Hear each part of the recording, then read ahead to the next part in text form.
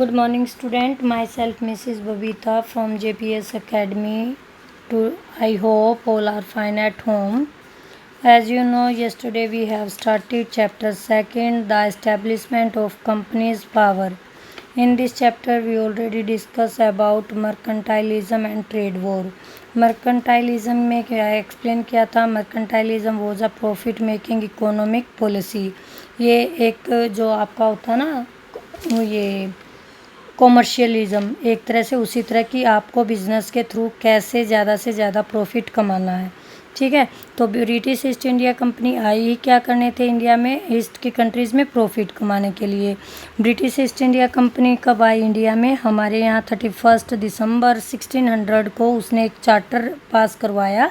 किससे? Queen Elizabeth first से, जिसने उसको सोलो राइट दिया ट्रेड करने का इंडिया के ईस्ट कंट्रीज़ के अंदर, यानी कि वहाँ उनके कॉम्पिटिटर ख़त्म हो गए. फिर लेकिन जब वो इंडिया में आए उससे पहले ही पोर्तुगीज़ इंडिया में थे, डैनिश आ चुके थे, फ्रेंच आ चुके थे और डच लोग और स्पेनिश. तो इनकी भी अपनी कंपनीज थी. इन सभी को 5 चीज़ों को लेकर क्या करते थे, ये बिजनेस करते थे. तो इनमें आपस में ट्रेड वॉर हुआ, यानी कि एक दूसरे को नुकसान पहुंचाना उन्होंने स्टार्ट कर दिया ताकि एक को ही मोनोपोली राइट मिले, क्योंकि इससे चीज़ों के रेट काफ़ी बढ़ गए थे और उनको ज़्यादा बेनिफिट नहीं हो रहा था. तो आज हम करेंगे कि इंडिया में जो पेज नंबर 13 से करेंगे हम, East India Company begin trade Bengal, कि बंगाल में कैसे ट्रेड उन्होंने स्टार्ट किया. In 1651 the first English factory was set up on the bank of river Hooghly. कहता है इंडिया जो आज की फैक्ट्री है, फैक्ट्री में आज क्या होता है, आज तो हमारे यहाँ प्रोड्यूस किया जाता प्रोडक्ट, ऐसी फैक्ट्री नहीं थी. फैक्ट्री वहाँ वो थी जहाँ ट्रेडिंग पोस्ट, जहाँ पर ये अपना सामान रखते थे, गुड्स को मतलब ख़रीद के, जैसे गोदाम होते हैं, गोदाम की तरह इन्होंने बनाया. वो सेटअप इन कहाँ पर? हुगली नदी रिवर के किनारे, यानी कि कोलकाता में के पास. It work as a base for the company traders. ये किसका इट वर्क? इसने काम किया जो ट्रेडर्स यहाँ पर रहते थे फैक्ट्री के आसपास, उन्होंने कंपनी ने उनके आधार का कंपनी के ट्रेडर व्यापारियों के लिए रहने का एक बेस बना दिया. The company made its warehouse. Company ने अपने गोदाम वेयर हाउस बनाए. And by 1696 it began building a fort. 1696 में इन्होंने फोर्ट, उन जो वेयर हाउस बनाए उनकी किलेबंदी करना स्टार्ट कर दिया, उनके चारों तरफ अराउंड द सेटलमेंट, और किले बनाए और उसके चारों तरफ उन्होंने रहना बसाव करना स्टार्ट कर दिया. Within 2 years company bribed the Mughal official into giving zamindari right of 3 village to the company. अब क्या क्या इन्होंने धीरे धीरे जो ब्रिटिश थे, उन्होंने ब्रिटिश ईस्ट इंडिया कंपनी के ऑफिसर्स थे, उन्होंने वहाँ के जो मुग़ल एम्परर, जो मुग़ल साम्राज्य के ऑफिसर्स थे, उनको ब्राइब रिश्वत देकर 3 गांव की जमींदारी हासिल कर ली. वो 3 विलेजेस कौन से थे? सुल्तानती, कालीकट और गोविंदपुर. यहाँ से उन्होंने जमींदारी यानी टैक्स कलेक्ट करने का राइट ले लिया.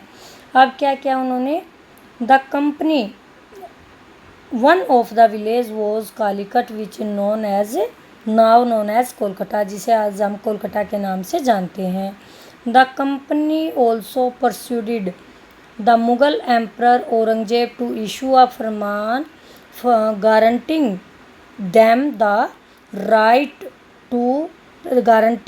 them the right to trade duty free. उन्होंने जो मुग़ल एम्परर औरंगजेब था उनको ब्राइब होता है बहलाना फुसलाना या खुश कर लिया. क्या करवाने के लिए? एक फरमान जारी करवाया कि हमें बंगाल में ड्यूटी फ्री यानी कि रेवेन्यू टैक्स ना देना पड़े ट्रेड करने के लिए. वो फरमान जारी करवा लिया. The employees of the company and also carried on their private traders and so were expected to pay duty. अब उम्मीद तो यही की जा रही थी कि बाकी जो हैं वो अपना एक कंपनी को ही राइट दिया था ना उन्होंने तो, लेकिन जो कंपनी के ऑफिसर्स थे अगर वो उन्होंने अपना प्राइवेट ट्रेड भी किया तो उसके लिए मान लो किसी को किसी दुकानदार से कोई सोने का हार लेना है, ठीक है, उस पर जो टैक्स लगता है वो उसको दिया ही नहीं। कहा कि तो कंपनी ने हमें फरमान जारी कर रखा है और मैं ब्रिटिश ऑफिसर हूँ तो मैं तो फ्री में ख़रीद सकता हूँ। यानी कि अपने पर्सनल बेनिफिट के लिए भी उन्होंने रेवेन्यू देना बंद कर दिया। They refuse to grant the but they refused, which ended up causing an enormous loss of revenue for Bengal। अब जो वहाँ के लोकल राजा थे उनको काफ़ी इससे नुकसान हुआ टैक्स में बंगाल में, ठीक है। तो अब उन्होंने बट दे रिफ्यूज विच, उन्होंने मना कर दिया, विच एंडेड, इसका क्या रिजल्ट निकला कि बंगाल में रेवेन्यू जो था एक तरह से बहुत ज़्यादा घाटे में चला गया। This angered the nawab of Bengal and led to fierce battle. अब इसमें बंगाल के जो नवाब थे, वहाँ के जो लोकल राजा थे, उनमें काफ़ी गुस्सा हुआ वो उससे, क्योंकि टैक्स मिल ही नहीं रहा और उसी से क्या चलता है। अब उसको आर्मी को भी रखना है, मेंटेन करना है, अपने भी पर्सनल खर्च करने हैं, लोगों की वेलफेयर के लिए भी काम करने हैं। इससे उन दोनों में जो अंग्रेज़ हैं और उनमें क्या हो गया, युद्ध छिड़ गया। किस चीज़ को लेकर बैटल हुआ, ट्रेड लेड टू बैटल। अब बिजनेस कैसे बैटल का रीज़न बना, after the death of Aurangzeb in 1707, क्योंकि औरंगजेब काफ़ी पावरफुल था, तब तक तो ये बंगाल के नवाब कुछ बोले नहीं क्योंकि उन्होंने फरमान जारी कर रखा था। The Bengal nawab asserted their power and autonomy. उसकी डेथ के बाद जो बंगाल के नवाब थे, वहाँ के लोकल राजा थे, उन्होंने अपने आप को इंडिपेंडेंट राजा डिक्लेयर कर दिया और पूरी पावर और एटोनॉमी क्या होता है, सेल्फ डिसीजन लेने का राइट, अपनी कंट्री अपनी स्टेट के अंदर उन्होंने ले लिया। They refuse to grant the company any concession. उन्होंने कहा कि हम आपको कोई भी जो कंपनी है उसको किसी टाइप का कोई कंसेशन नहीं मिलेगा।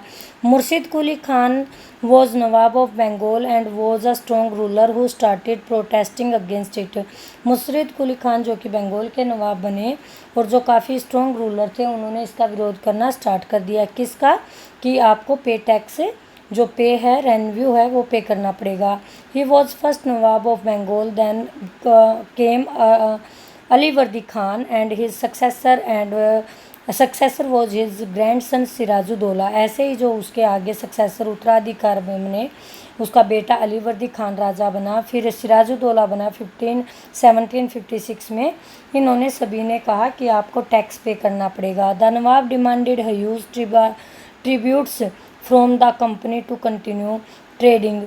अब जो नवाब था उसकी डिमांड कंटिन्यू बढ़ रही थी, क्योंकि कंपनी को वो क्या बोल रहा था, टू कंटिन्यू ट्रेड। वो बार बार बोल रहा था कि आप अपने जो ट्रेड को बढ़ा रहे हो और हमें टैक्स नहीं देते, इसको स्टॉप कीजिए। प्रिवेंट, रोकना, इट फ्रॉम माइंटिंग कॉइन्स, जो अपने नाम से आप कॉइन चला रहे हो उनको स्टॉप कीजिए। और एक्सटेंडिंग इट्स फोर्टिफिकेशन, और जो किलेबंदी फोर्टिफिकेशन जो चारों तरफ फोर्ट बनाए थे उनकी किलेबंदी कर रहे हो और आर्मी रख रहे हो, उसको स्टॉप कर दीजिए। All this conflict between the Nawab and the company eventually resulted in the famous battle of Plassey. अब क्योंकि वो राजा इसको मना कर रहा था और ब्रिटिश कंपनी दे नहीं रही थी, तो दोनों में क्या हो गया, झगड़ा हो गया। और यही किसका रीज़न बना, बैटल ऑफ प्लासी का, which mark the beginning of the company rule in India. यहीं से जो कंपनी का इंडिया के ऊपर रूल करना, शासन करने का जो है टाइम पीरियड स्टार्ट होता है।